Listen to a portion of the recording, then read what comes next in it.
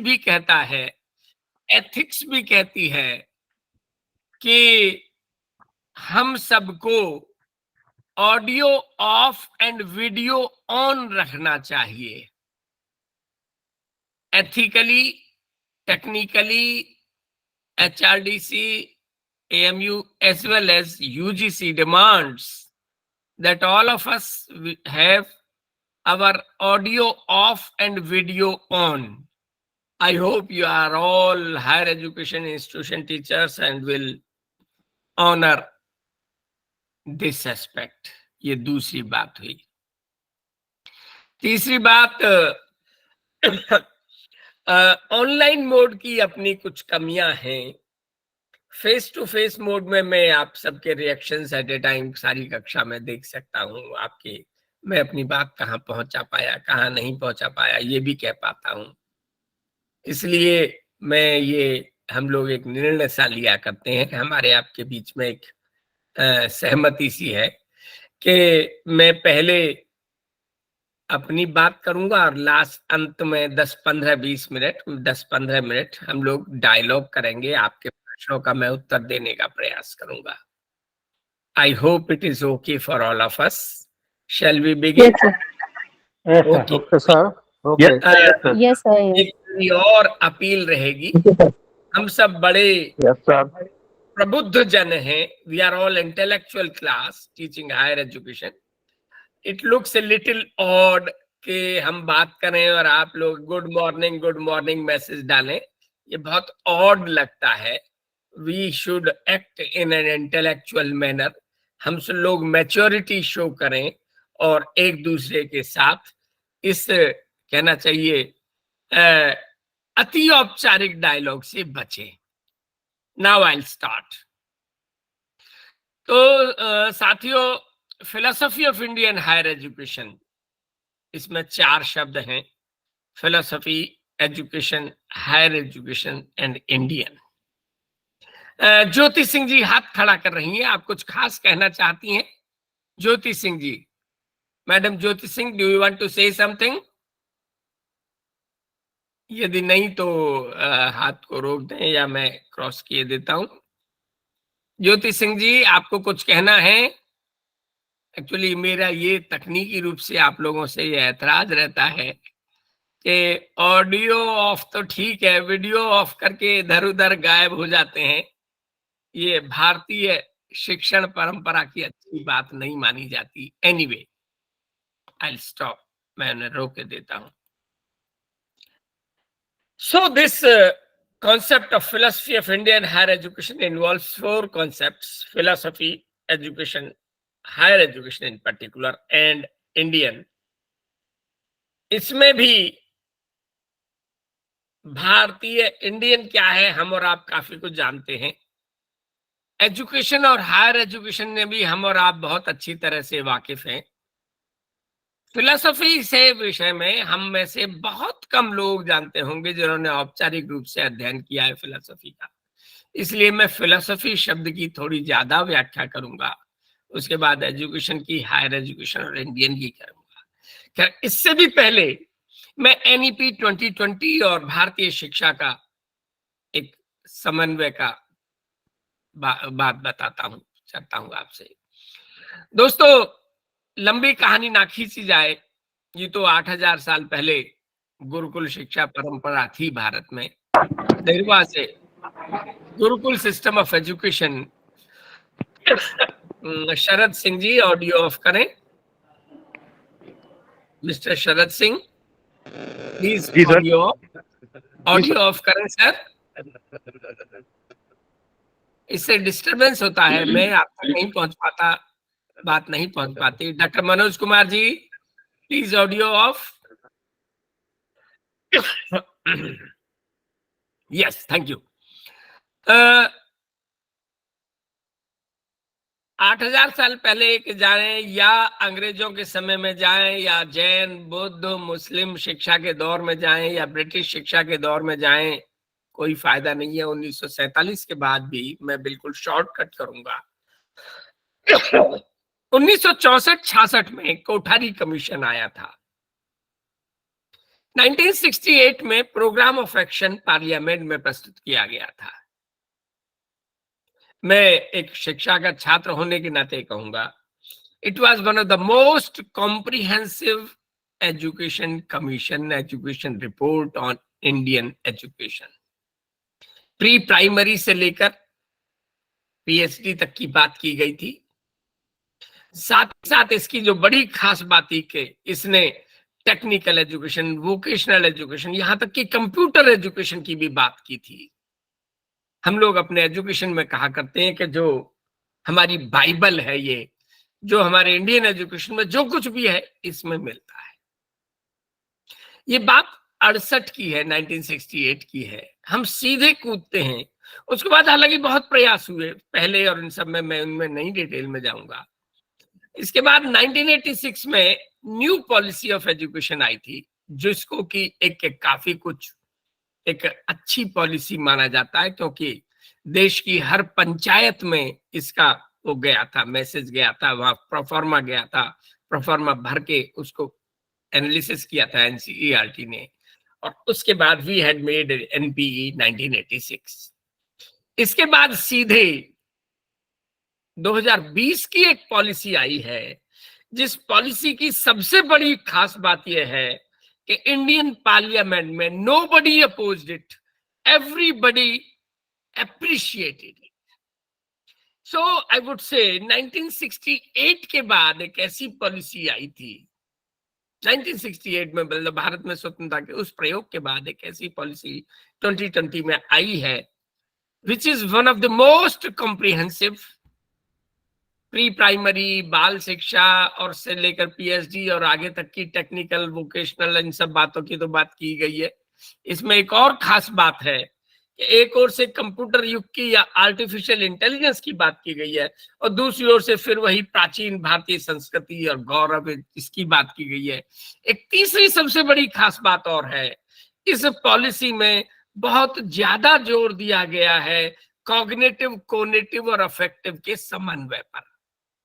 There has been a too much of emphasis, not too much, there has been an adequate emphasis on proper coordination of cognitive, conative and affective domains. Cognitive ज्ञानात्मक, conative क्रियात्मक, और affective भावनात्मक जो वो है domain है, उन सब के एक अच्छे समन्वय, एक अच्छा कोऑर्डिनेशन की बात इसमें की गई है। ये बात पहले इतनी जोरों से नहीं की गई है, ये बात सच है। So it's a unique policy. अब एक और खास बात है, इसमें कई जगह एक सवाल उठाया गया है, एक शब्द आया है, होलिस्टिक एजुकेशन।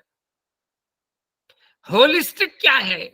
इसीलिए बड़ा रेलेवेंट है कि हम philosophy of Indian higher education में जो होलिस्टिक कॉन्टेक्स्ट है उसको समझें। We try to understand the holistic context in the context of Indian philosophy of higher education.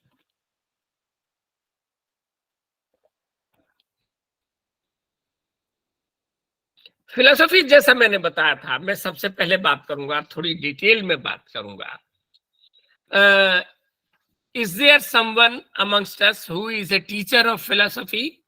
If yes, please let me no.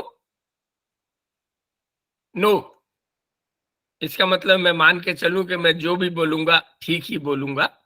Please let us से ज्योति सिंह जी हाथ ना खड़ा करें, और लोग भी हाथ ना खड़ा करें।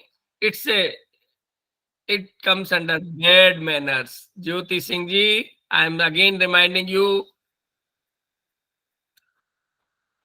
क्या करें, दिक्कत यही है, कुछ नहीं कर सकते। सर एजुकेशन के संबंध में काफी फिलॉसफी पढ़ी है। बढ़िया। मैं आज प्योर फिलोसफी की बात करूंगा जी, नाहर सिंह जी। ओके दोस्तों, फिलोसफी की मैं 3 तरह से बात करूंगा। नंबर 1, फिलोसफी का अर्थ की बात करेंगे, the meaning of word philosophy. Second, philosophy के दूसरे विषयों से क्या संबंध है, ये बात करेंगे। और तीसरे, फिलोसफी के कार्य क्या हैं, हम ये बात करेंगे। उसके बाद हम इंडियन की बात करेंगे, और लास्ट में हम एजुकेशन और हायर एजुकेशन की बात करेंगे, और फिर सबको जोड़ेंगे। So first of all I try to explain, और I try to understand, make us understand the meaning of the word philosophy. Philosophy, we will be talking again 3 types of meaning. One meaning, layman's meaning. Second, etymological meaning. And third is the conceptual meaning.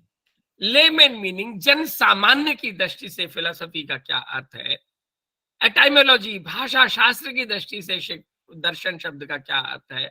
और तीसरा, संकल्पनात्मक या conceptual दृष्टि से philosophy का क्या अर्थ है. हम इन 3 अर्थों को जानने का प्रयास करेंगे. So first of all, layman's meaning. दोस्तों, layman is one who has not undergone a formal process of learning of that particular area. जिस व्यक्ति ने उस विषय का औपचारिक रूप से अध्ययन नहीं किया है, उसे हम जन सामान्य या लेमन कहेंगे. फॉर एग्जाम्पल, मैं हिस्ट्री के लिए लेमन हूं, क्योंकि जो छोटी मोटी मैंने हिस्ट्री पढ़ी है वो 8वीं क्लास तक पढ़ी है. मैं बॉटनी के लिए लेमन नहीं हूं, क्योंकि मैंने एमएससी बॉटनी किया है. मैं एजुकेशन के लिए लेमन नहीं हूं, क्योंकि मैंने एजुकेशन में एमएड किया है. मैं फिलोसफी के लिए लेमन नहीं हूं, क्योंकि मैंने एमए फिलोसफी किया है. संस्कृत के लिए लेमन हूं, क्योंकि 8वीं तक पढ़ी है. तो इस दृष्टि से lemon is one who has not formally got the education of that particular area. तो जिन्होंने फिलोसफी नहीं पढ़ी है औपचारिक विषय के रूप में, वो फिलोसफी के बारे में क्या सोचते हैं. मैं अपनी एमएड क्लास में 2 पीरियड में ये एक्सरसाइज कराया करता हूं कि फिलोसफी का आप क्या अर्थ समझते हैं. अक्सर हम फिलोसफी का, यदि हम कॉमन भाषा में बात करें, हम अक्सर अपनी बातचीत में in general we use the word philosophy in our day to day life. अरे उससे बात मत करो, फिलोसफर है, तेरी फिलोसफी हमारी समझ में नहीं आती. Oh, your philosophy I just can't understand. Don't talk to him, he is a philosopher. In general, philosophy जहां आती है, जहां कोई व्यक्ति कहते हैं वो आदमी फिलोसफर है, मतलब वो मान के चलते हैं कि वो एक्सेंट्रिक है, सिनिक है, एब्सेंट माइंडेड है, यहां तक कि हाफ मैड है, या बहुत एब्स्ट्रैक्ट बात करता है. He talks too abstract. इस सब को हम कहते हैं कि ये फिलोसफी की बात है, ये जनरल मीनिंग बात करते हैं हम. मुझे एक चुटकुला याद आता है. पंजाब के गांव में एजुकेशन में, स्कूल में, प्राइमरी स्कूल में इंस्पेक्शन था. There was an inspection of a primary school in Punjab. Master ji told Jhanda Singh, you don't come tomorrow because you will spoil my class. Then he said, no, attendance will be affected. You come but don't speak. अगले दिन inspection था. Inspector कोई मेरे जैसा था. उसने पूछा कि एक ट्रेन 100 किलोमीटर पर आवर की स्पीड से नॉर्थ से साउथ को जा रही है, मेरी उम्र क्या है? What's my age? Nobody could respond. झंडा सिंह raised his hand. अध्यापक ने आंखें तरेरी, लेकिन इंस्पेक्टर ने देख लिया था. इंस्पेक्टर ने कहा, oh come on, what do you want to say? मैं कहा, जी बोल दूं? हाँ बोल दे. कि सर आपकी उम्र 56 साल है. तो सही बता दिया. कैसे बताया? कि sir I have a brother, elder brother in my house. He is BA philosophy. He is 28-year-old and he is half mad. He also asks these type of questions. That implies you are 56 years, you are double, you are MA philosophy and you are fully mad. Philosophers पर हम लोग joke करते हैं अक्सर. जैसा मैंने बताया, cynical है, एक्सेंट्रिक है. फिलोसोफर्स लोग भी ऐसे ही होते हैं. Will Durant, there is a book I will refer to again and again. Will Durant एक दुनिया का बहुत प्रसिद्ध ऑथर है.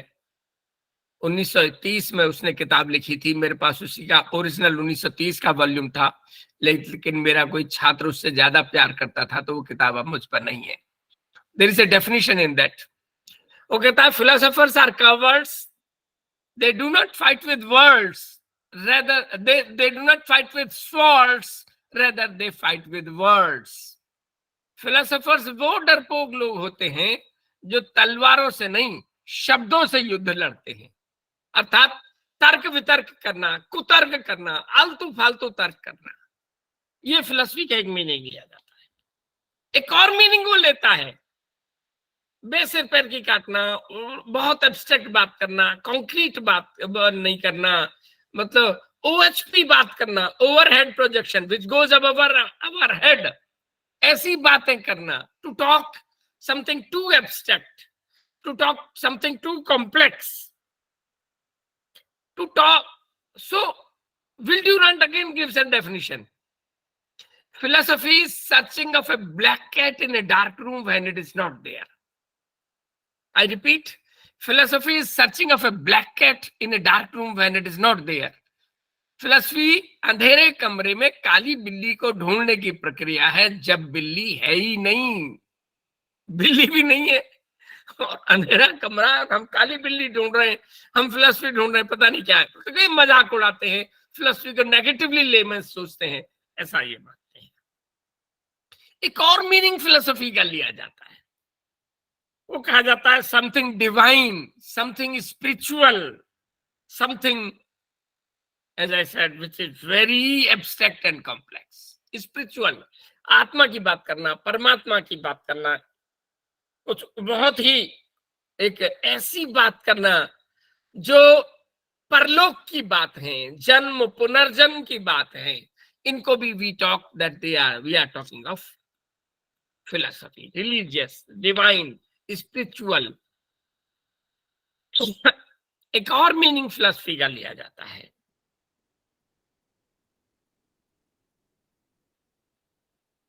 सपोज हम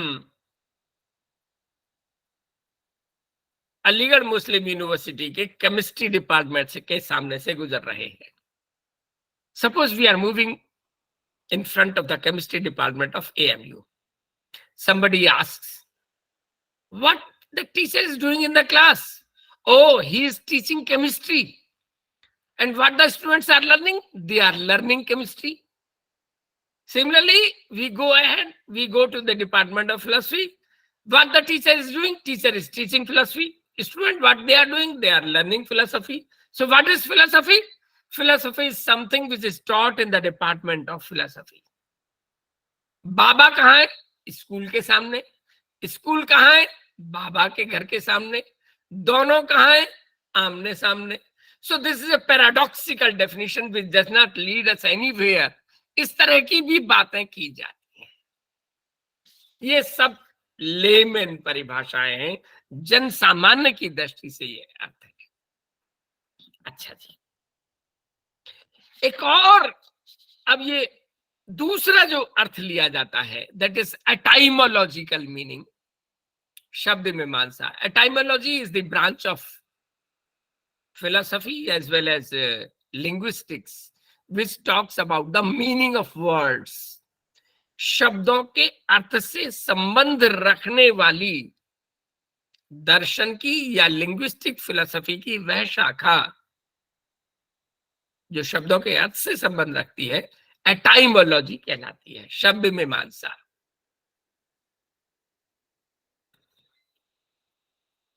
यहां एक मैं बड़ी इंटरेस्टिंग बात बताना चाहूंगा। दो शब्द हैं, इंग्लिश में हम कह जरूर देते हैं फिलोसफी, और हिंदी में बिल्कुल प्रैक्टिकली हम मान लेते हैं कि हिंदी का अर्थ इसका दर्शन है, बट नो, एटाइमोलॉजिकली, चूंकि मैंने बताया कि लिंग्विस्टिक मीनिंग क्या होगा। मीनिंग दोस्तों दो तरह के होते हैं। मेरी एमए फिलोसफी की जो थीसिस थी वो मीनिंग ऑफ मीनिंग पर ही थी। एक होता है डेनोटेटिव मीनिंग, एक होता है कोनोटेटिव मीनिंग, गुणार्थ और मूलार्थ। मूलार्थ is the first primary, fundamental, basic, original meaning given to a word. And when that meaning changes from time to time, with the context, with time, with culture, that is no, we can call it connotative meaning. समय के साथ, संस्कृति के साथ, समाज के साथ जो अर्थ शब्द ले लेते हैं, उनको कहा जाता है गुणार्थ। और जो मूल अर्थ है, the basic meaning, fundamental meaning, original meaning, primary meaning, that is known as denotative meaning.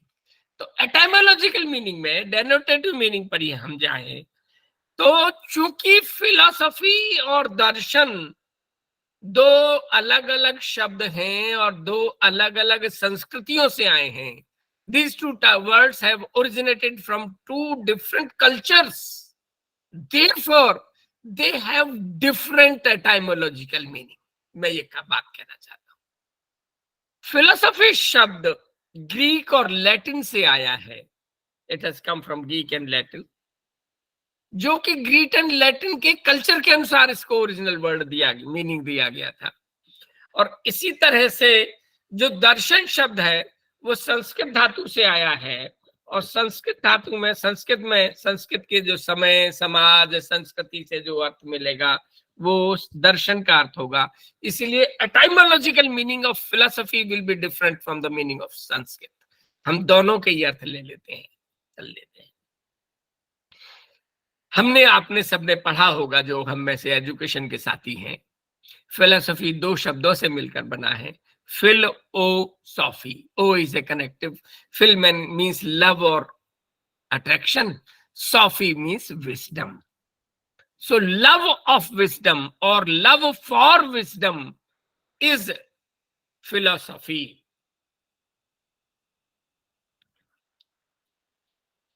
Love means प्रेम, सॉफी मीन्स विवेक। तो विवेक से प्रेम करना, विवेक लड़के का नाम नहीं है, ध्यान रखिएगा, गुण का नाम है।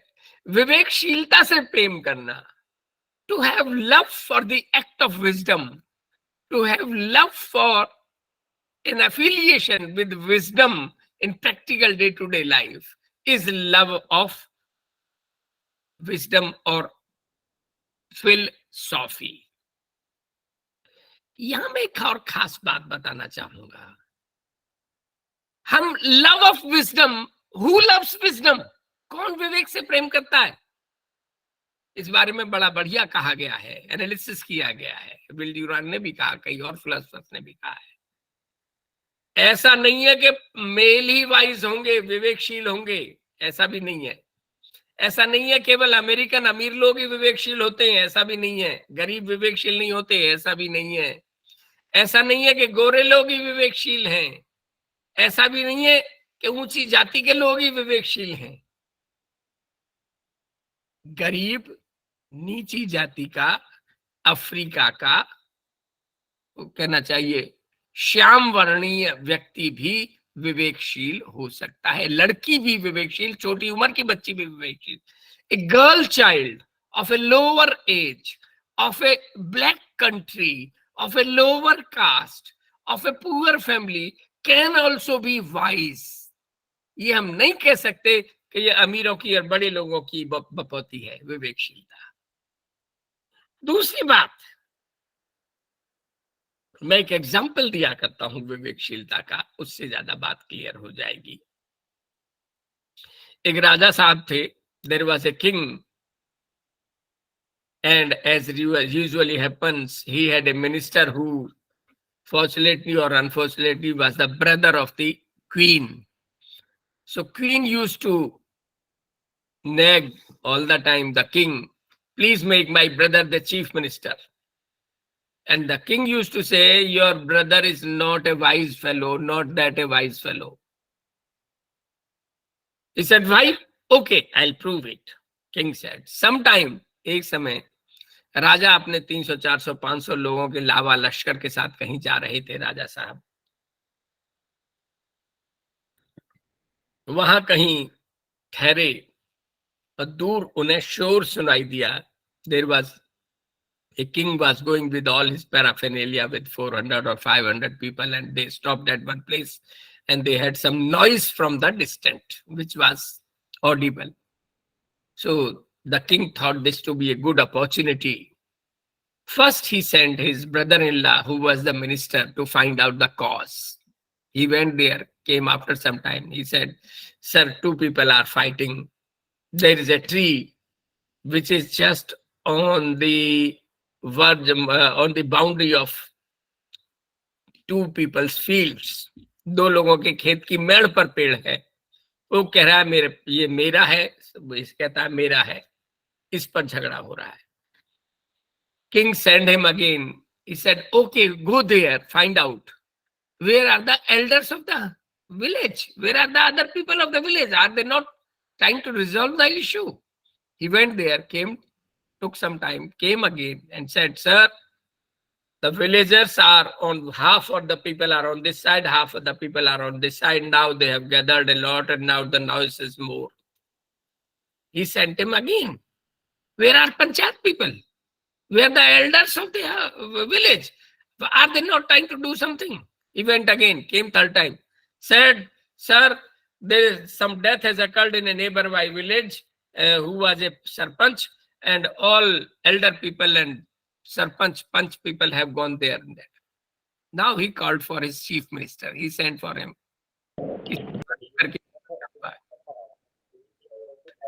मुकेश कुमार कुछ कहना चाहते हैं? मुकेश जी, मुकेश जी, जी सर, कुछ कहना चाह रहे हैं? प्लीज म्यूट करें.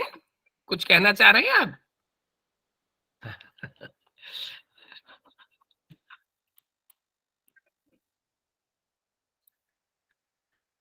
So the chief minister went there, took more time, came back, and he said that he took more time. "Sir, the things have been resolved. I have found a solution." I said, "Since you are fighting, the tree belongs neither to you nor to you. When it becomes old, cut it, sell it, and sell the amount in the king's treasure."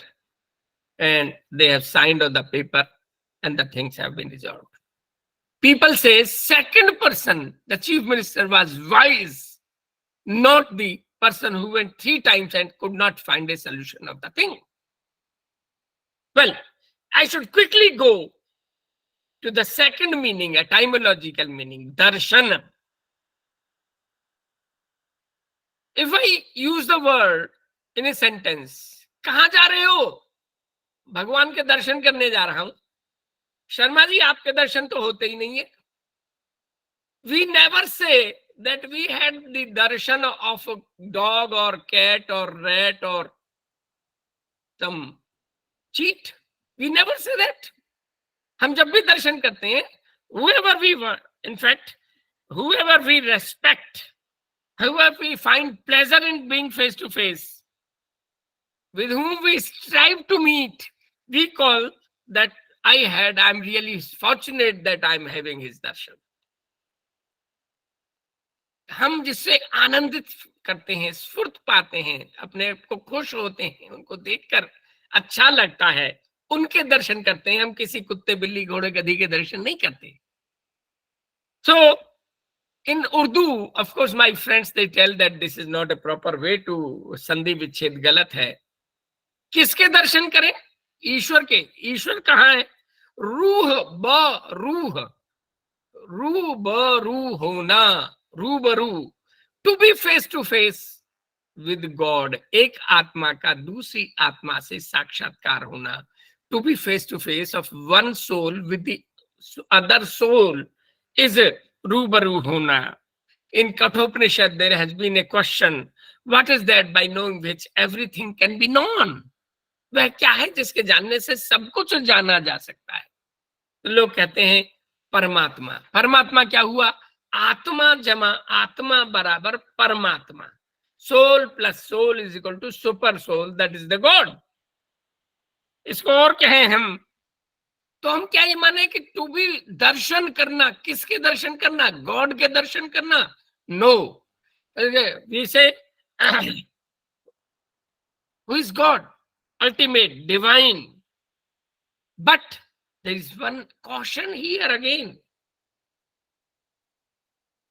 In Indian history, there was a gentleman who at one time said, यदि मुझे सत्य और ईश्वर में से एक चुनने को कहा जाए तो मैं सत्य को चुनूंगा, क्योंकि सत्य में ईश्वर है ही. If I am allowed to choose between truth and God, I will go for truth, because within truth, God is already there. Mahatma Gandhi said this. But what is the truth? It cannot be a mundane truth. It cannot be an ordinary truth. I have a pen. I am taking water. This is a mobile with me. This cannot be an ordinary mundane, एक सांसारिक तुच्छ प्रकार का सत्य नहीं हो सकता.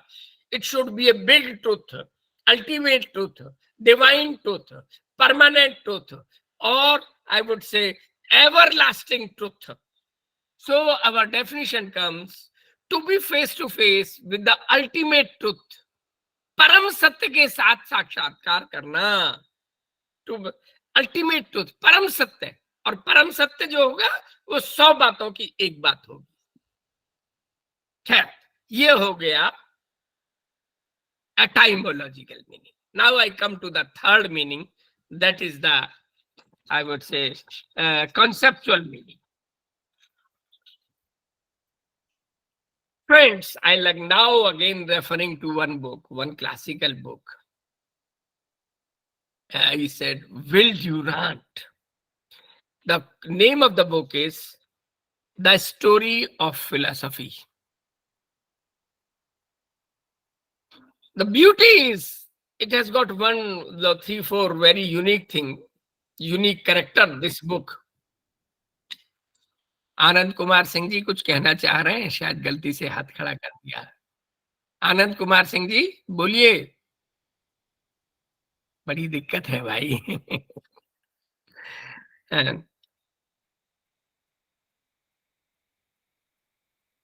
तो कहते हैं कॉन्सेप्चुअल. विल ड्यूरांट की किताब 1930 में लिखी गई थी. The book was written in 1930 and it is still regarded as one of the most relevant book on philosophy. Beautiful book on philosophy. Another beauty is this book was written for a layman, for a common man. When in 2007 when I came to America for the first time. Sir book का नाम क्या है? ओकोनार. Yes.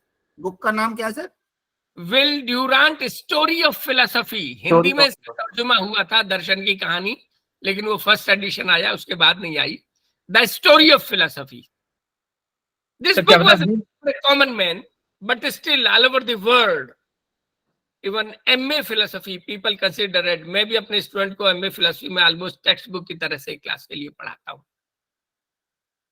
This is almost written as a classic for the MA philosophy student. One more thing. Suppose by mistake you read 40 pages, you will not stop till the book you finish the book. इतनी शानदार किताब है. यदि आपने writer mister Will Durant, मैं 3 बार नाम बताया madam, शायद आप सुन नहीं पाई. सर हिंदी में भी अवेलेबल है. थोड़ा टेक्निकल इशू आ रहा है, वॉइस थोड़ा सा. Sir mister Will Durant, WILL DURANT.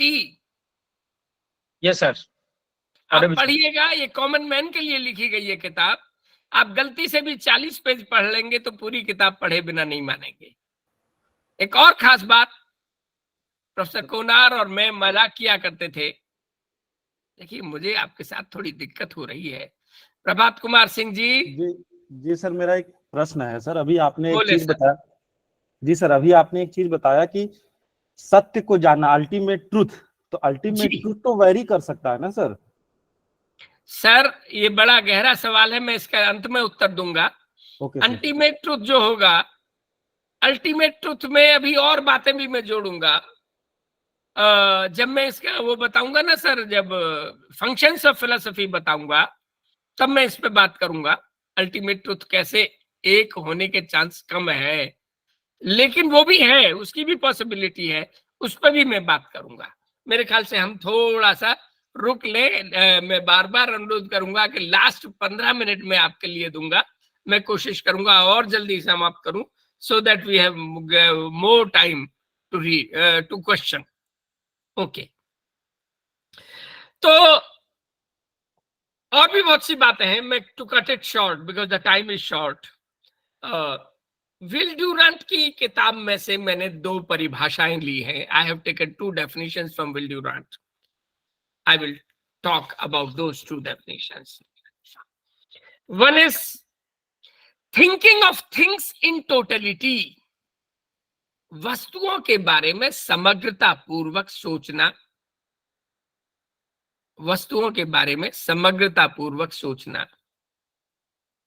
वस्तुओं के बारे में फिर विल ड्यूरांट कहता है वस्तु, व्यक्ति, स्थान, विचार, thing, person, place, idea.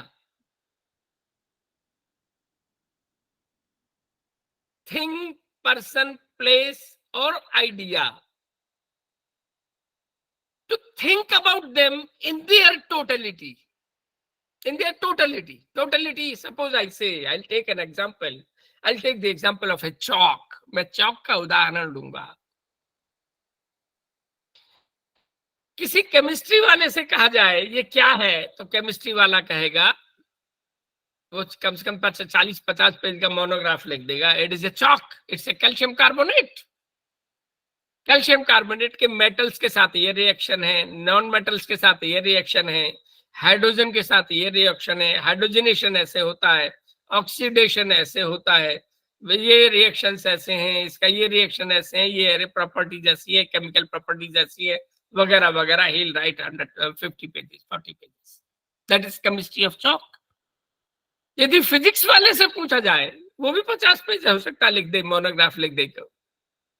Physics वाला कहेगा इसका मेल्टिंग पॉइंट ये है, बॉइलिंग पॉइंट ये है, इसकी मैग्नेटिक प्रॉपर्टीज ये हैं, इलेक्ट्रिक प्रॉपर्टीज ये हैं, इसकी कह रहा चाहिए वैलेंसी इसका ये है, या फिजिकल केमिस्ट्री की दृष्टि से ये है, इसका ये है, ये है। Once I asked about this chalk from my friend Professor Sharma, who was a professor in TIFR, Tata Institute of Fundamental Research, Bombay. He said it is a tapering cylinder, broader at the base and smaller at the top. Base में नीचे और ऊपर छोटा है, और इसका नीचे का एरिया का फॉर्मूला ये है, ऊपर के एरिया इसका फॉर्मूला ये है, इसका एरिया का फॉर्मूला टोटल का ये है, इसका टोटल का वॉल्यूम का फॉर्मूला ये है। He will also write a small monograph. Suppose in India, let me tell you friends, 70% of the chalk makers in India are children by and large. Suppose I just hypothetically say, I ask a child, what is this? Maybe he'll answer, ये मेरा फांसी का फंदा है. This is a rope of guillotine for me. मेरा बचपन इसने समाप्त कर दिया. चौक की फैक्ट्री का मालिक कहेगा ये मेरी रोजी रोटी है, मैं अपने बच्चे पाल रहा हूं इससे. On the third hand, I asked once this question to Professor Das, who was Dean Education Kashi Vidyapith. He said, "Sir, what is this?" He said, "क्रांति का औजार है ये चौक. This chalk is a tool of revolution." एक अध्यापक सैकड़ों क्रांतियां इससे करता है. एक अध्यापक doctors, lawyers, masters, thinkers, nurses, artist, anthropologist, सब कुछ इस चौक से बनाता है. सो दिस चौक, यदि हम इन सबको मिला लें, the Chowk which was a calcium carbonate, which has a melting point and boiling point, which has a tapering cylinder, which was a फांसी का फंदा, which was also a क्रांति का औजार. This holistic, totalistic thinking about chalk is philosophy. Now I will say, totalistically, in a totality thinking about education is philosophy of education. So philosophy of chalk philosophy of education, philosophy of higher education. So thinking in totality of higher education is philosophy of higher education. Thinking in totality of Indian higher education is philosophy of Indian higher education. So simple. So what the basic say qualifier is, we have to think in totality according to this definition of Will Durant की इस definition के अनुसार हमें कोई भी चीज, चाहे वो शिक्षा हो या उच्च शिक्षा हो या भारतीय उच्च शिक्षा हो, उसके संपूर्णात्मक रूप से सोचना है। वही सब कार्य philosophy of Indian higher education होगा। मैं दूसरी परिभाषा लेता हूं। दूसरी परिभाषा फिर विल ड्यूरांट की है। विल ड्यूरांट कहता है, consistent questioning and persistent answering is philosophy. Consistent questioning, लगातार प्रश्न पूछना और लगातार उत्तर देते रहना। Consistently, I suppose continuously I ask question, I try to answer, I ask question, then I can again ask question, answer, question, answer. This unending journey of asking questions, continuously asking questions is philosophy. किसी ने कहा कि जी सवाल तो लगातार खत्म हो जाएंगे, कभी तो खत्म होंगे। He said no. There was a philosopher, Will Durant. He said, if you double the known, you quadruple the unknown. I'll give you an example. In 1638, Swanenschild told us that the living beings are made up of cells, and in cell there is something dark stain which was later known as nucleus. दो चीजें बता दी, living being cell से बने होते हैं और cell के बीच में न्यूक्लियस है। 10 सवाल उठा दिए उन्होंने, 10 सवाल उठाए उन्होंने। एक सेल मरता कैसे है, एक सेल जीता कैसे है, सेल रिप्रोड्यूस कैसे करता है, सेल मल्टीप्लाई कैसे करता है, एक सेल दूसरी सेल में जेनरेशन में कैसे जाता है, एक सेल के दूसरे सेल से और रिश्ते कैसे होते हैं। इस तरह से 10 सवाल। तो ड्यूरांट वो कहता है, Descartes, if we double the known you quadruple the unknown. ज्ञान को दुगना करने ज्ञान अपने आप 4 गुना हो जाता है। तो ये जो एक unending journey of asking questions is the process of philosophy. Philosopher कहता है, मेरी जिंदगी एक मुसलसिल सफर है, जो मंजिल पे पहुंचा तो मंजिल बढ़ा दी। मेरी जिंदगी एक ना खत्म होने वाला सफर है। जैसे ही मैं अपने सवालों को उत्तर पाता हूं, मैं फिर और आगे बढ़ जाता हूं। My life is an unending journey. The moment I get an answer, I go ahead, I search for another question, seek its answer, search for another question, seeks it answer, try to seek the answer. So this unending process of asking question and trying to reply is a philosophy. So if I continuously ask question about education, that will be philosophy of education. If I continuously ask question and try to answer them about higher education, that will be philosophy of higher education. And if I continuously go and ask questions about Indian higher education and try to answer them, that will be philosophy of Indian higher education. Mr. Rajiv Rai has raised an hand. Do you want to say something? बड़ी दिक्कत ये है, मैं कुछ कहना नहीं चाहता, अच्छी बात नहीं है। There's a third definition which I have learned from an Indian philosopher, Professor K.C. Bhattacharya. जी, doctor Dharmendra Singh. Dr. Dharmendra Singh. I have to say something. I have done LLB also from Patna University. One paper I have studied in this curriculum which is jurisprudence. Jurisprudence jurisprudence. So how it is related to philosophy, as some sociological school, philosophical school, historical school, I have taught in philosophy, jurisprudence, which is also my friend done a graduation in PhD philosophy. It also say it is also I have studied in philosophy. So how it is correlated in both papers? Sir मैं एक line में दे दूं, धर्मेंद्र जी कृपया mute करें अपने आप को। Doctor Dharmendra Singh ji, बड़ी दिक्कत है भाई। Dharmendra ji please mute yourself sir. नहीं मानेंगे, चलिए हमें ऐसे ही चलना पड़ेगा। विजय कुमार जी, एक लाइन में आपका उत्तर दे दूं, बहुत सिंपल है। Thinking in totality about law is a philosophy of law, and jurisprudence is a branch which tries to think about law and legal affairs in totality. या मैं फिर कहूं philosophy of law, या दूसरी सेंस में asking questions and trying to answer them about in totality about legal affairs is jurisprudence by and large. Anyway, I'll stop here. मुझे लगता है बड़ी दिक्कत है। मैं सोचूंगा कि कल आपके साथ बात करूं या ना करूं। दीपक कुमार सिंह जी, हम लोगों ने तय किया था कि हम बाद में सवाल पूछेंगे। दीपक कुमार सिंह जी, मुझे कोई दिक्कत नहीं है, मैं खुल को कर दूंगा, पर वो बड़ा टॉपिक है, छूट जाएगा। बड़ी दिक्कत यह है, लोग अपना कर देते हैं पकड़ नहीं पाते। कंटिन्यू करें सर, जी कंटिन्यू करें sir. Right, okay, thank you. Please continue sir. तीसरी परिभाषा है, नहीं देखिए ये सुरभि जी ऐसा नहीं होता, हम रिमूव नहीं कर सकते। ये डेमोक्रेसी आ जाती है, रूल्स आ जाते हैं, लीगलिटी आ जाती है, और पता नहीं क्या क्या आ जाता है। सुप्रीम कोर्ट भी कहते हैं कि आप किसी को हटा नहीं सकते और निकाल नहीं सकते। ये बड़ी दिक्कतें हैं, सवाल हैं, ये इंडियन डेमोक्रेसी की प्रॉब्लम्स हैं। I would suggest A wonderful book, लोक क्रांति के आयाम। दादा धर्माधिकारी ने इसी तरह से पर सवाल उठाए हैं। थिंकिंग ऑफ लोक क्रांति, thinking of democracy in totality.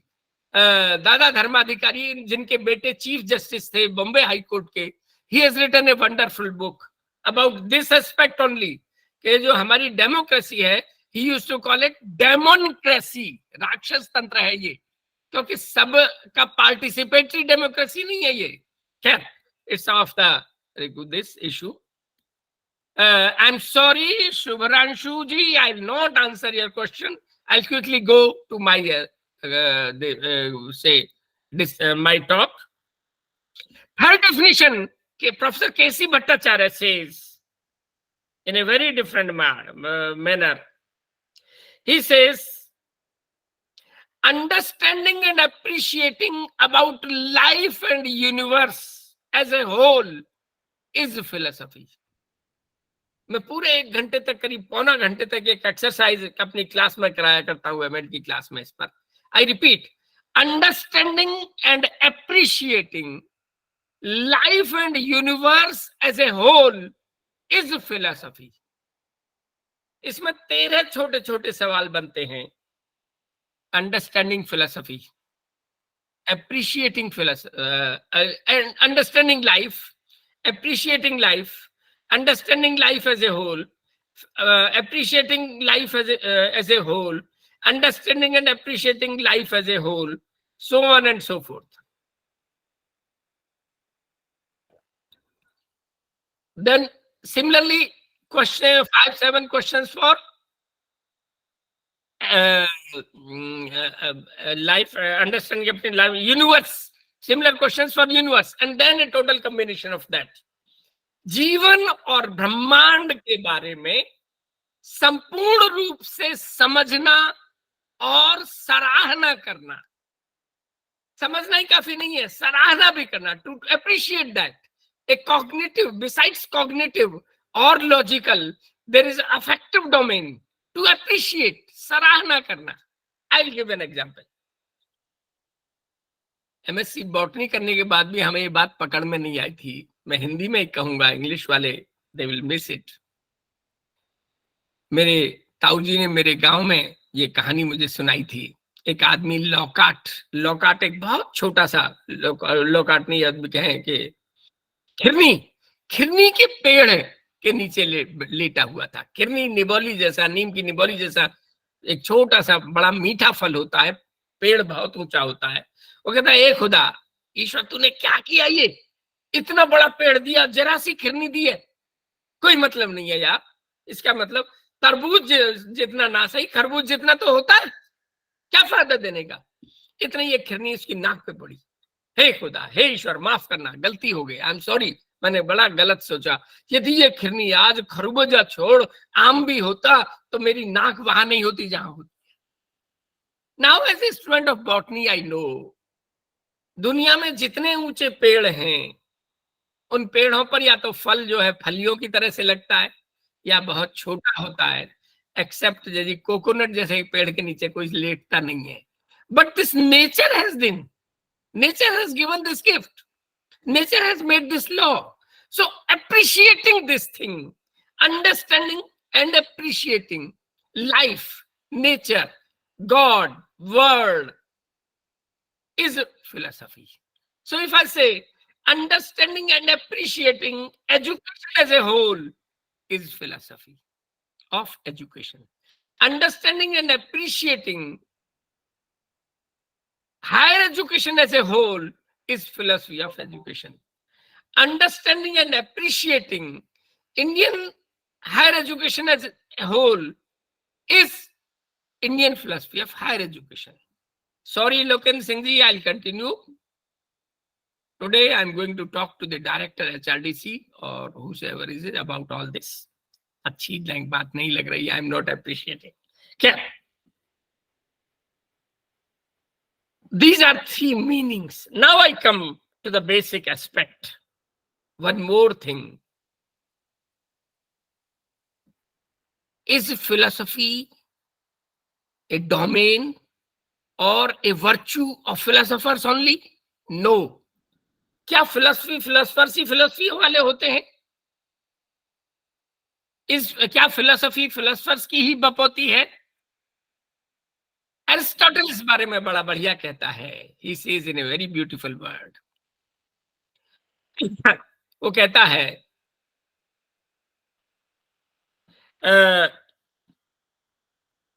philosophy is so deeply diffused into the wholeness of human mind that everyone follows a definite philosophy whether he is aware of it or not. I repeat, philosophy is so deeply diffused into the wholeness of human mind that everyone follows a definite philosophy whether he is aware of it or not.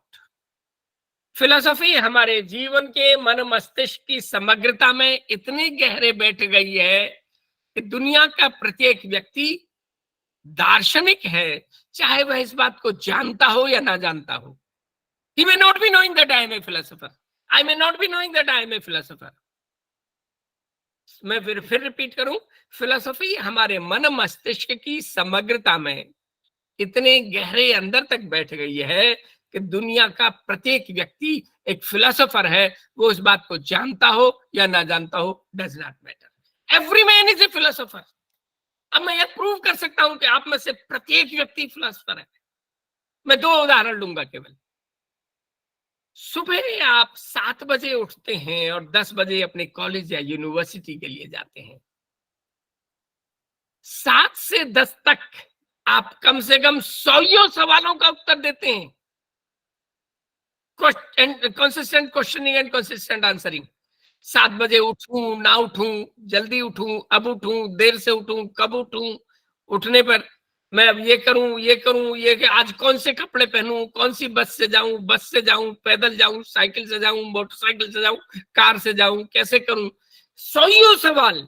चाय ना पीऊं, चाय में चीनी कम डालूं, ये डालूं ना डालूं, 100 सवालों के हम जवाब देते हैं और हम उनकी टोटलिटी में सोचते हैं. कल मुझे इस व्हीकल से जाने में ऐसा हो गया था, टोटलिटी, थिंकिंग इन टोटलिटी. कल व्हीकल से जाने में मैं लेट हो गया था, आज मुझे इस समय चलने देना चाहिए. सिंपल अबाउट कि मैं घर से किस समय स्टार्ट करूं, हम टोटलिटी में सोचते हैं कि कौन सा समय जाने के लिए ठीक रहेगा, कौन सा नाश्ता मेरे लिए ठीक रहेगा, किस समय उठना मेरे लिए ठीक रहेगा, किस समय सोना मेरे लिए ठीक रहेगा. ऑल दीज क्वेश्चंस और अंडरस्टैंडिंग एंड अप्रिशिएटिंग चीजों को हम समझते भी हैं और सराहना करते हैं. कल मैं ठीक उठ गया था, टाइम पर पहुंच गया था, इसका मतलब अब मैं पहले से देर से नहीं उठूंगा, उससे पहले ही उठूंगा, उससे देर होने का कोई मतलब ही नहीं है. So all these things, all the 3 definitions are qualifying every action we want to take or we have taken. हमने, हमारा ये निर्णय अच्छा था, हमारा ये निर्णय गलत रहा, हमारा ये निर्णय ठीक हो सकता था, हम अपना अगला निर्णय ऐसे ले। What we are doing, we are consistently asking questions, we are thinking in totality, and we are understanding and appreciating this aspect of thing as a whole. तो दुनिया का हर व्यक्ति फिलोसोफर है। अब ये हुआ मीनिंग वाली बात। अब हम दूसरी एस्पेक्ट पर आते हैं कि फिलोसफी के और विषयों से, विशेष रूप से विज्ञान से क्या रिश्ते हैं। विल्ड्यूरैंड ने बड़ा बढ़िया कंपेयर किया है साइंस को, बड़ा जानना जरूर है साइंटिफिक, साइंस के विषय को और नॉन साइंस के विषय को। वो कहता है science gives us knowledge but it is philosophy which gives us wisdom. विज्ञान हमें ज्ञान देता है, लेकिन विवेकशीलता हमें फिलोसफी से मिलती है। वो कहता है science saves us in retail but kills in masses। वो फिर कहता है science is part and philosophy is the whole. Science एक हिस्सा है और फिलोसफी एक पूर्ण है। क्यों, कैसे, हम फिर कहें,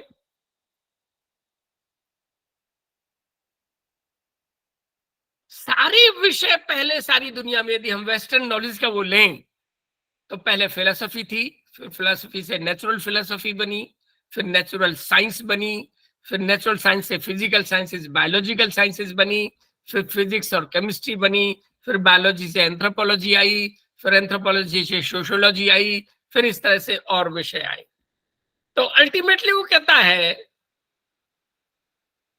मैं आपको एक और एग्जांपल देना चाहूंगा, बहुत सिंपल एग्जांपल है। हमारे कलकत्ता यूनिवर्सिटी, आगरा यूनिवर्सिटी पहले एमए फिजिक्स की डिग्री देती थी। Physics was considered as a branch of arts. वो कहते हैं आर्ट ही सब कुछ है, आर्ट वाज होलिस्टिक, साइंस उसका पार्ट है। So philosophy was holistic, science came on later on. दूसरा वो कहते हैं science describes, philosophy prescribes. Science वर्णन करती है, फिलोसफी सलाह देती है। साइंस इज पॉजिटिविस्टिक, पॉजिटिविस्टिक मतलब क्या हो रहा है, क्या है। फिलोसफी इज नॉर्मेटिव, क्या होना चाहिए, what ought to be there, what is most desirable. वो कहता है science is analytic, philosophy is synthetic as well as analytic. वो फिर कहता है, एक बड़ा बढ़िया एग्जांपल देता है, science is the daughter and philosophy is the mother, and daughter is satisfied by giving its fruits to its mother, to its daughter the science। विज्ञान बेटी है, फिलोसफी माँ है, और माँ को जो ज्ञान रूपी फल मिलते हैं वो उन्हें अपने बेटी विज्ञान को दे देती है। कैसे, मैं 2-3 एग्जांपल लूंगा। सोक्राट, प्लाटो या एरिस्टोटल के टाइम पर लोग सोचते थे हमारी साइट ऑफ विजडम कहाँ है, वो कहते थे पिट्यूटरी ग्लैंड में है। बाद में लोग वैज्ञानिकों ने बताया कि site of wisdom pre frontal lobe में होती है, माथे के ठीक पीछे विजडम की रो होती है site. So now this is a common man's knowledge. ठीक इसी तरह से मैं दूसरा एग्जांपल दूंगा। पहले हम लोग नहीं जानते थे कितने शरीर में कितनी हड्डियां होती हैं, ये कॉमन आदमी पूछता था। वर्जेलियस ने बता दिया कि 206 हड्डियां होती हैं। आज ये 5वीं 6वीं क्लास में लिखा हुआ है कि 205 से 206 हड्डियां होती है हमारे शरीर में। तो सवाल आए, उन सवालों के जैसे ही पक्के उत्तर मिल गए, निश्चित उत्तर मिल गए, the answered questions they become science. इसका मैं फिर एक और एग्जांपल दूंगा। विल्ड्यूरैंड ने फिर एक एग्जांपल दिया है, वो कहता है captured territory is science. What is captured territory? वो कहता है कि अनंत विशाल घास का मैदान है और हर घास के एक पौधे को एक सवाल मान लें Suppose it is a vast jungle and if we take every grass plant as one question and we try to answer that, and if we answer that question, we pluck that grass. हम उस घास को निकाल देते हैं। तो जो साफ किया हुआ मैदान है, जो प्रश्न उत्तरित हो गए हैं, जिन सवालों के आंसर हमें मिल गए हैं, वो सब साइंस हो गया। बाकी सब वास्ट जंगल, जो अनेक सवाल अभी भी बचे हुए हैं, वो सब फिलॉसफी हो गए। अब मैं तेजी से आता हूं, समय कम है। फंक्शंस ऑफ फिलॉसफी, दर्शन के कार्य क्या है, दर्शन कुछ कार्य करता है या नहीं करता है। अब जो आप अल्टीमेट और उसकी बात कर रहे थे, मैं यहां थोड़ी सी बात करूंगा, बाद में तो बात करूंगा ही क्या।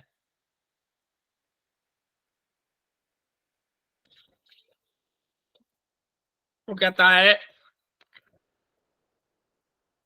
दुनिया भर में फिलोसोफर्स में भी दो कैंप हैं। कुछ फिलोसोफर ये मानते हैं कि फिलॉसफी बहुत ज्यादा काम नहीं करती, मुश्किल से एक दो काम करती है, but most of the philosopher ज्यादातर फिर कहते हैं कि नहीं, और बहुत से काम करती हैं। तो मैं एक बिल्कुल कहना चाहिए निष्पक्ष रूप से कहूं, मैं दोनों पक्षों को आपको बता देता हूं। वो लोग कहते हैं, सब लोग मानते हैं कि फिलॉसफी एक काम करती है। Philosophy clarifies the meaning of terms and concepts. Philosophy शब्द और संकल्पनाओं के अर्थ को स्पष्ट करने का कार्य करती है। वो कैसे? मैं फिर एक एग्जांपल ले लेता हूं।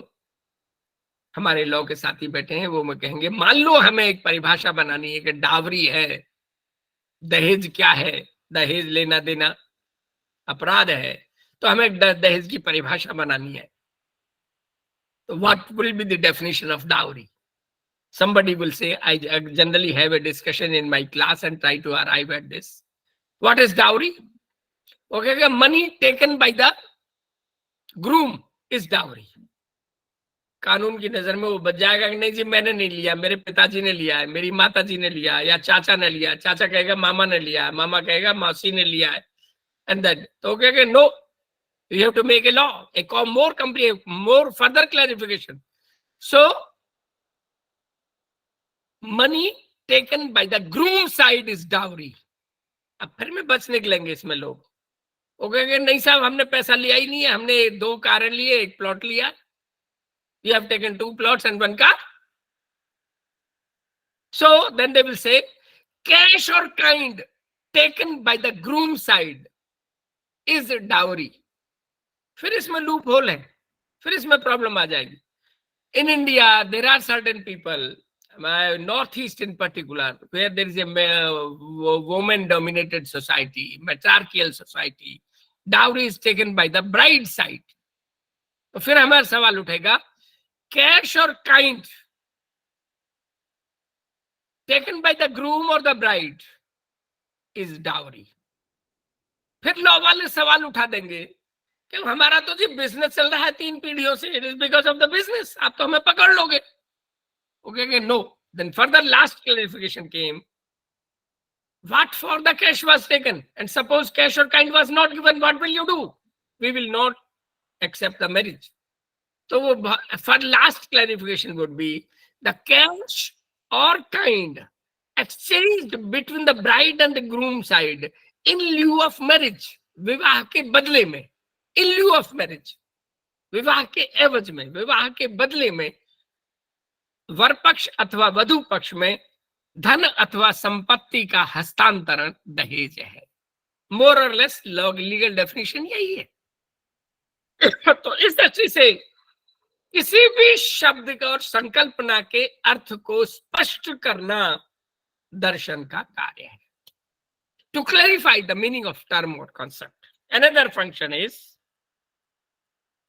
to develop relationship between terms and concept is philosophy, is a function of philosophy. Develop relationship between 2 terms. Suppose I take, मैं इसका एक एग्जांपल लेता हूं। Suppose we are moving in an Aligarh Muslim University campus.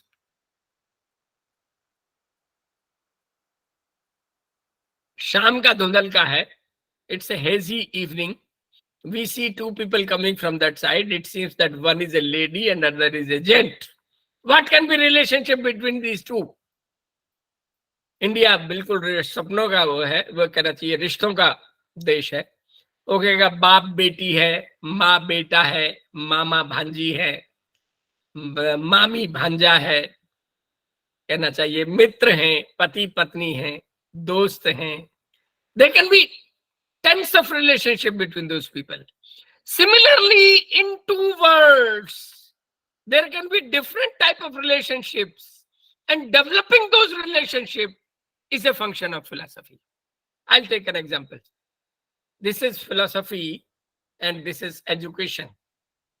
Now I have to develop that relationship. I say there can be at least 5 type of relationship between these two words, philosophy and education. Philosophy of education, philosophy for education, philosophy in education, educational philosophy, philosophical education. And if I just add one word, higher education, higher, then there are 5 different meaning, more meaning. Philosophy of higher education, philosophy in higher education, philosophy for higher education, philosophical higher education, higher educational philosophy. Similarly यदि मैं Indian जोड़ दूं तो 5 और meaning आ जाएंगे. Indian philosophy of higher education, Indian philosophy for higher education, Indian philosophy in higher education, higher educational Indian philosophy, Indian philosophical higher education. So this, इस तरह की रिलेशनशिप डेवलप करना इन द टर्म्स. एटाइमोलॉजी की branch है ये, linguistic philosophy कहलाती है. सारी दुनिया के फिलोसफर्स मानते हैं कि फिलोसफी का ये बड़ा कार्य है और फिलोसफी हमें इन कार्यों में मदद देती है. Quickly I move to the next. To generalize is a function of philosophy. सामान्यकरण करना भी दर्शन का कार्य है. दोस्तों होता क्या है, एवरीबडी ऑन अर्थ, हम लोग अक्सर सामान्यकरण करते रहते हैं. We generally generalise. नागपुर के लोग कैसे हैं, पंजाब के लोग कैसे हैं, एएमयू के लोग कैसे हैं, ऑस्टिन अमेरिका के लोग कैसे हैं, फिनलैंड के लोग कैसे हैं, जापान के लोग कैसे हैं, दिल्ली के लोग कैसे हैं. लोगों के बारे में, व्यक्ति के बारे में, टीचर के बारे में, पर्सनैलिटीज के बारे में हम जनरलाइज करते हैं. जनरलाइज करने के नियम है. अब फॉर एग्जाम्पल मैं देता हूं, जनरलाइज कर रहा हूं, मैं स्वार्थी हूं, I am a selfish man. और जनरलाइज करें, मेरे घर के लोग स्वार्थी हैं. और जनरलाइज करें, मेरे मोहल्ले के लोग स्वार्थी हैं. और more generalisation, my city people are selfish. More generalisation, my state people are selfish. More generalisation, my national people are selfish. More generalisation, all men are selfish. So this process of generalization is also a function of philosophy. In philosophy, there is one branch, logic. There are basically 2 types of logic, inductive logic and deductive logic. Of course, there are other types of logic, correlational, other types of logic. So there, हम inference, हम induction, हम जो relationship logically निकालें, ठीक निकालें, उसके तौर तरीकों को देखने के लिए we have the branch of logic in philosophy, जो कि हमें मदद करती है जनरलाइज करने में. There is one more function, to develop emotional understanding. भावनात्मक समझ विकसित करना भी दर्शन का कार्य है. अक्सर आपने पढ़ा होगा, भारत और चीन के उच्चाधिकारियों की बैठक हुई. बैठक बहुत सौहार्दपूर्ण वातावरण में हुई. दोनों पक्षों ने अपने अपने मत रखे. मतैक्य ना हो सका. दोनों पक्षों ने फिर मिलने का वादा किया है. The high level officers of China and India met. They met in a cordial atmosphere. Both the sides put forth their views. The consensus could not be reached. Both the sides have agreed to meet again. Generally अखबार में 4-6 महीने में एक बार ऐसे आ जाता है. इसके बहुत बड़े philosophical connotations हैं. To accept the existence of the contending point of view, विरोधी मत के अस्तित्व को स्वीकार करना. हम विरोधी मत को स्वीकार ना करें, कोई बात नहीं, does not matter. But we cannot deny the existence of the opposite point of view.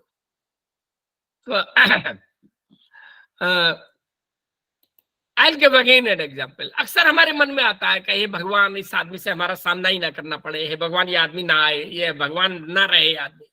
संभव नहीं है. It's not possible. You will have to accept the existence of that opposite viewpoint of. अब मान लें मतभेद हो, जरूरी है मन भेद ना हो, let us agree to disagree. मतभेद होने चाहिए, कोई दिक्कत नहीं है, मन भेद नहीं होना चाहिए। Let us agree to disagree on these points, this is what the philosophical connotation demands. Philosophy का यही फंक्शन है कि हम एक दूसरे के मत को स्वीकार करें, मत के एग्जिस्टेंस को स्वीकार करें, मत को स्वीकार करें नहीं जरूरी नहीं है। ये जो एक समझ है, ये दर्शन हमें समझ देता है कि हमारे अलावा भी और बहुत से हो सकते हैं। अब यहां मैं कहना चाहूंगा अल्टीमेट ट्रूथ, हाँ बहुत से हो सकते हैं। भारतीय दर्शन के साथ अल्टीमेट ट्रूथ अलग है, चाइनीज दर्शन के अनुसार अल्टीमेट ट्रूथ अलग हो सकता है, जापानीज दर्शन के साथ अल्टीमेट ट्रूथ अलग हो सकता है, क्रिश्चियन फिलोसफी के साथ अल्टीमेट ट्रूथ अलग हो सकता है। Yes, does not matter, but we have to accept the existence of the contending, विरोधी मत के अस्तित्व को हमें स्वीकार करना पड़ेगा। This is what the connotation of this mean.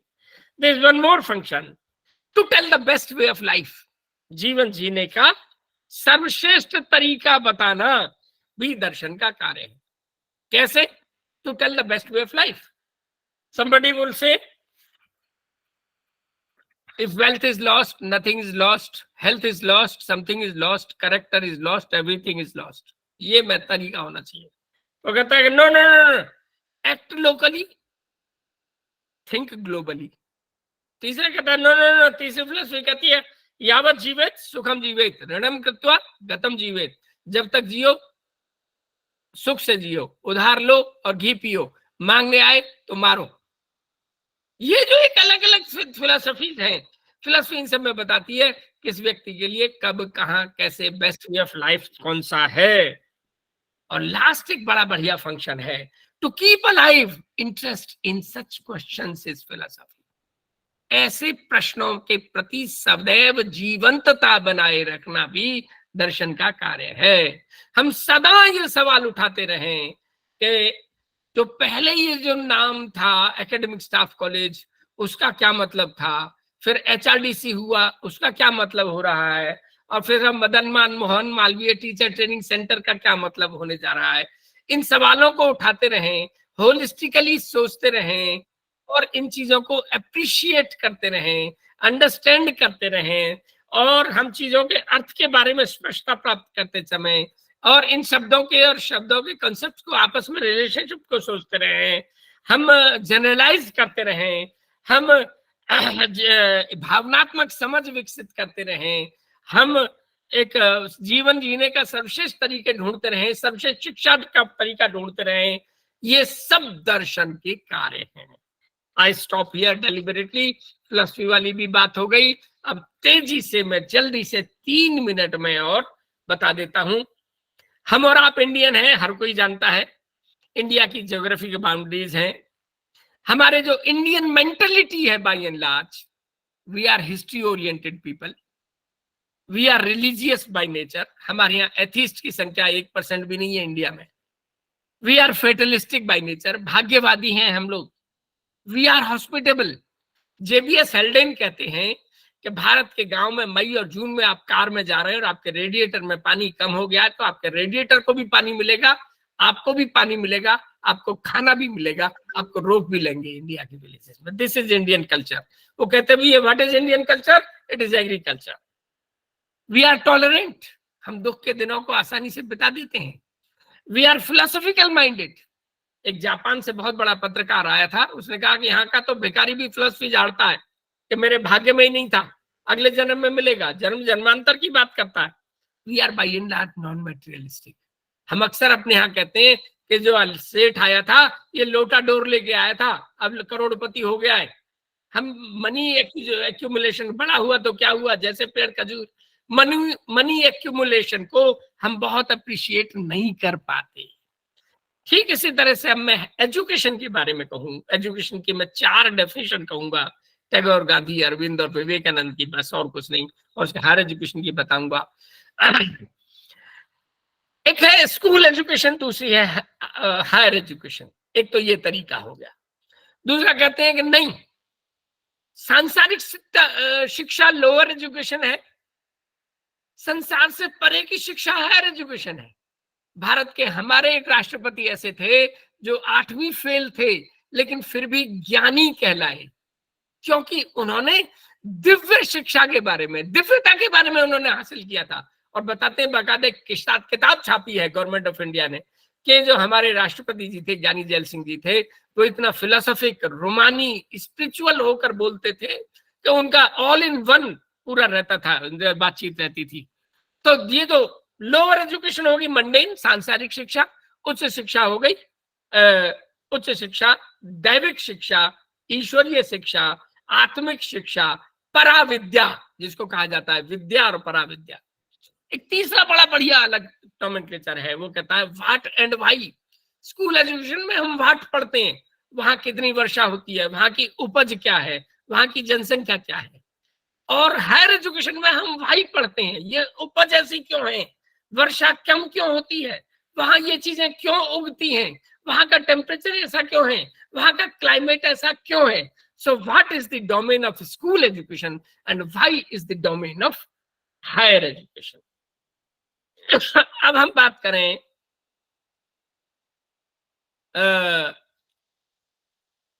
School की, हमने बात करी, फिलोसफी की बात करी, एजुकेशन की बात करी, हायर एजुकेशन की बात करी, इंडियन की बात करी। बस मैं लास्ट एक लाइन में कहूं, इन सब चीजों के बारे में मैं बताता भी रहा हूं। संपूर्णता से सोचना, to thinking totality, to consistently ask and try to answer the questions, और इन चीजों को अप्रिशिएट करना, एनालाइज करना, अंडरस्टैंड करना, इन सब चीजों के बारे में बार बार सवाल उठाते रहना, इन सब चीजों के अर्थ जानते रहना, इन सब चीजों के दो कॉन्सेप्ट के बाद में संबंध विकसित करना, ये सब शिक्षा का, इंडियन हायर एजुकेशन का दर्शन है। I stop here deliberately. आप लोग सवाल पूछें, मुझे अच्छा लगेगा। अब आपका स्वागत है, मेरी शुभकामनाएं, धन्यवाद। सर एक शब्द आता पराव। धन्यवाद सर। जी बोले। क्या मतलब होता है सर? पैरा केमिस्ट्री में होता है ना, पैरा साइकोलॉजी। धन्यवाद। इससे ऊपर, इससे बड़ी, इससे उच्च, हायर लेवल।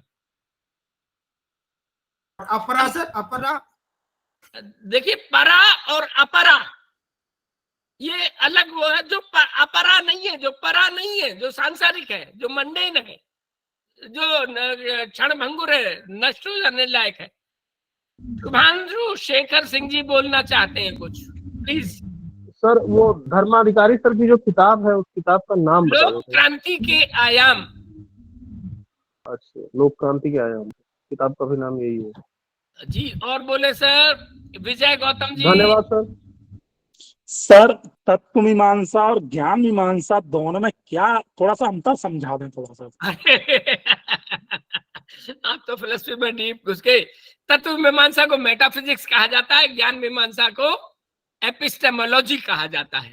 जी जी जी। तत्व मीमांसा ये जानना चाहती है कि ये विश्व कहाँ से आया, ब्रह्मांड कहाँ से आया, ओरिजिन कहाँ से हुआ, कॉस्मोस क्या हुआ, रियलिटी क्या है, अल्टीमेट ट्रूथ क्या है, अल्टीमेट ट्रूथ क्या है, परम सत्य क्या है।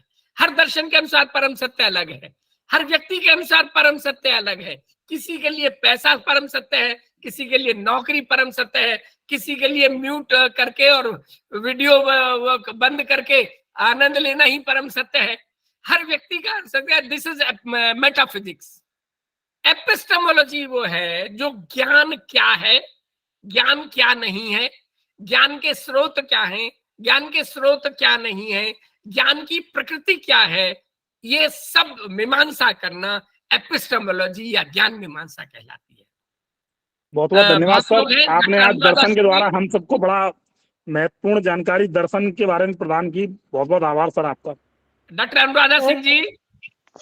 जी सर। देखो मैं दोस्तों जो नाम आ रहे हैं उनमें एक एक करके बोल रहा हूँ, आप लाइन से। अनुराधा सिंह जी बोलिए। सादर प्रणाम सर। जी सर केसी भट्टाचार्य, समय कम है। सर केसी भट्टाचार्य की जो आपने तीसरी परिभाषा दी थी वो एक बार रिपीट कर दीजिए। बहुत बहुत धन्यवाद sir. Understanding and appreciating life and universe as a whole. Understanding and appreciating life and universe as a whole. Doctor Seema. Thank you sir. Doctor Seema please. Yes sir.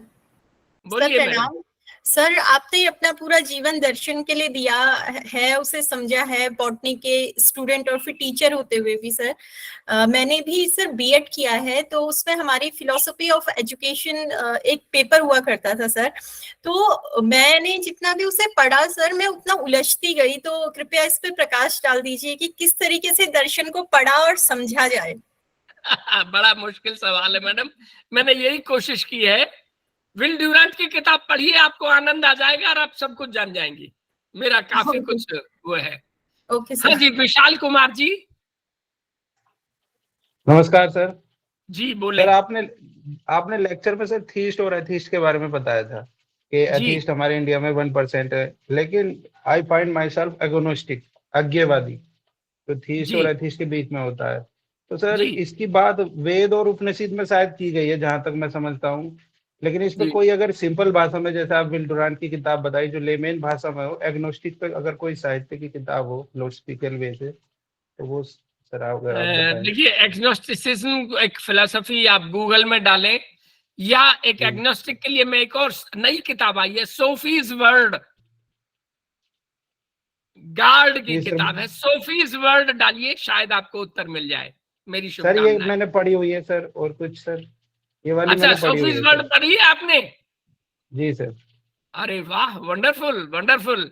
भैया फिर आप एक किताब पढ़ें, डीजे ओकोनार, डीजे ओकोनार। डीजे ओकोनार जी, देवेंद्र प्रताप सिंह जी।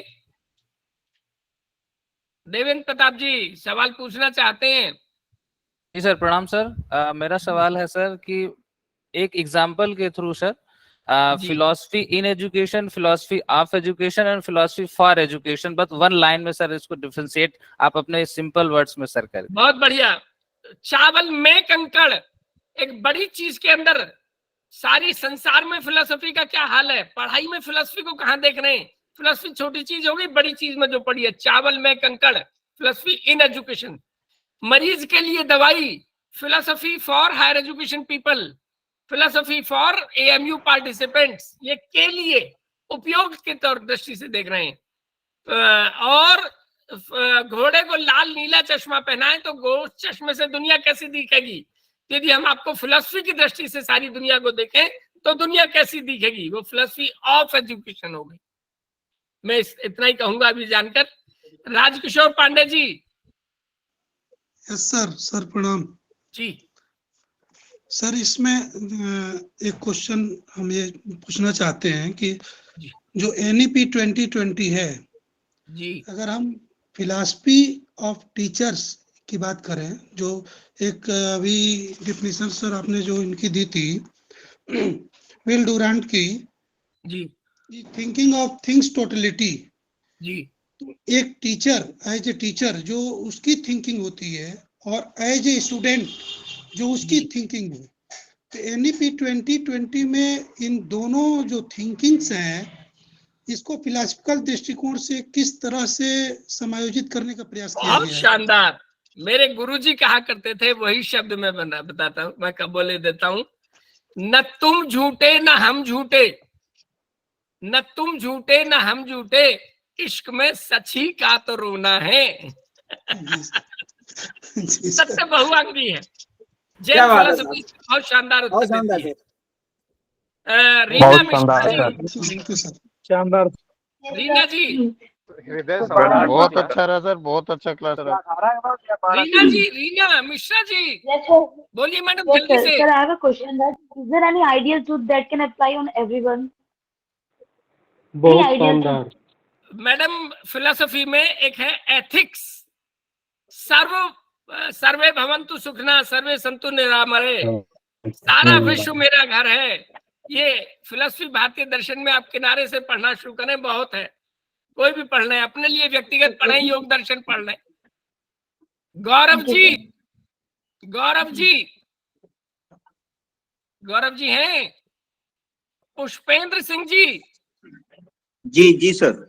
सर मैं ये पूछना चाह रहा था कि जैसे हमारे यहाँ दर्शन जो है एक लक्ष्य की बात करता है और मोक्ष की बात करता है, तो क्या पाश्चात्य फिलोसफी में भी लक्ष्य पे पहुंचने का मोक्ष जैसी कोई कंसेप्ट है सर, है, बहुत लोगों ने कहा है। यदि मैं कहूँ बड़ा बढ़िया, इमैनुअल कांत तो बहुत बड़ा फिलोसफर हुआ है। जी जी जी इमैनुअल कांत जी वो भी बात करते हैं नॉमिनल एंड फिनोमिनल वर्ल्ड की। और मैं एक और फिलोसफर है, मुझे नाम याद नहीं आ रहा है, भारतीय दर्शन उसमें, पाश्चात्य दर्शन में, जो आत्मा परमात्मा की बात करते हैं।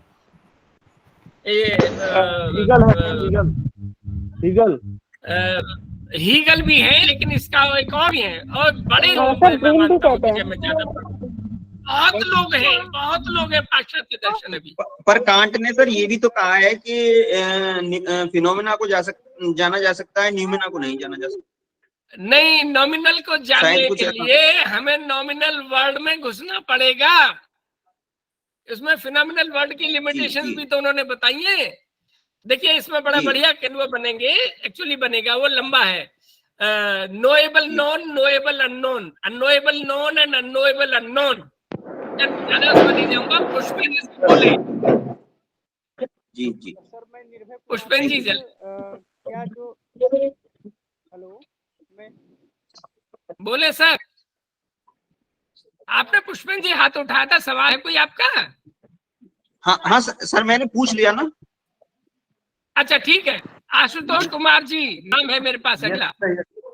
Yes sir. सर मेरा सवाल यह है कि क्या philosophy of Indian higher education NEP 2020 या फिर 1986 एजुकेशन पॉलिसी दोनों के कॉन्टेक्स्ट में डिफरेंट होगा सर या सेम होगा?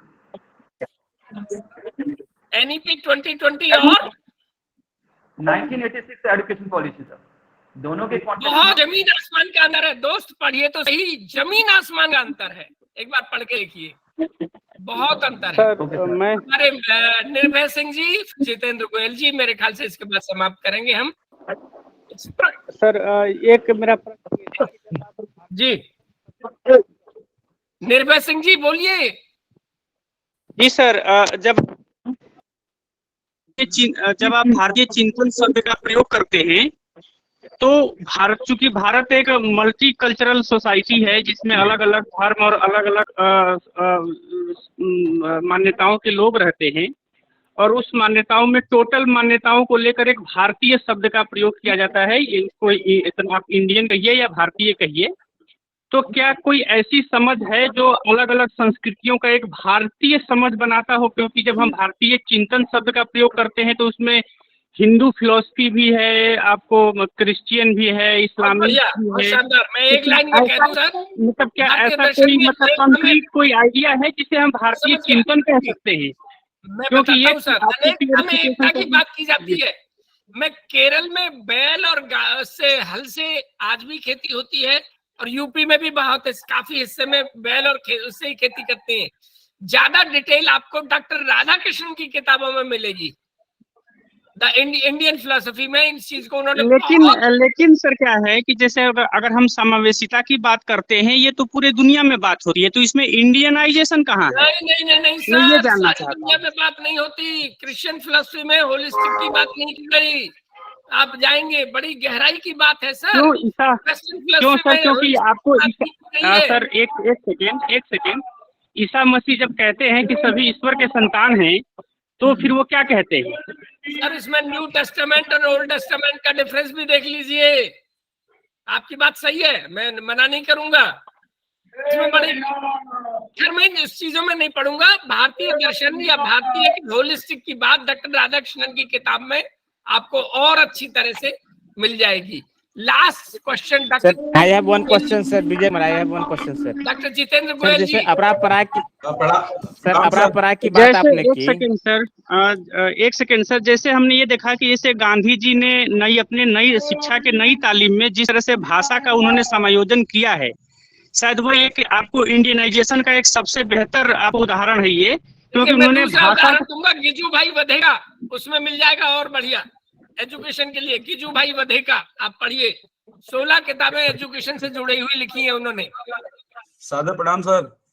आई have one question, Vijay Kumar नहीं सर, मैं माफी चाहूंगा, लास्ट आप पूछ चुके हैं, मेरे लिए बहुत वो हो जाएगी। डॉक्टर जितेंद्र गोयल जी से लास्ट सवाल सर आपने अपरा की बात की थी सर। 1 मिनट टाइम हो रहा है, 12:03। जितेंद्र जी बहुत बहुत धन्यवाद सर। सर सादर प्रणाम। बहुत धन्यवाद। Thank you sir. Thank you very much sir. Thank you sir. Thank you. बहुत बहुत धन्यवाद sir. Thank you sir. Thank you sir. Thank you so much sir. Thank you sir. Thank you sir. Thank you sir. Thank you sir. Thank you. Thank you sir. Thank you sir. नमस्कार and Ram sir. बहुत बहुत thank you so much sir. Thank you sir. Thank you. Thank you sir. Thank you sir. Thank you sir. Thank you. Thank you sir.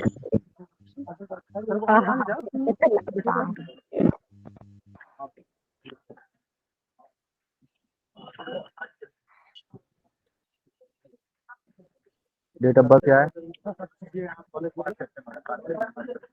आगे चले जाओ लो, आगे चले जाओ। कोई आईडी कार्ड अगली बार आप लेकर आइएगा, ठीक है? डेट ऑफ बर्थ क्या है आपकी? 3-7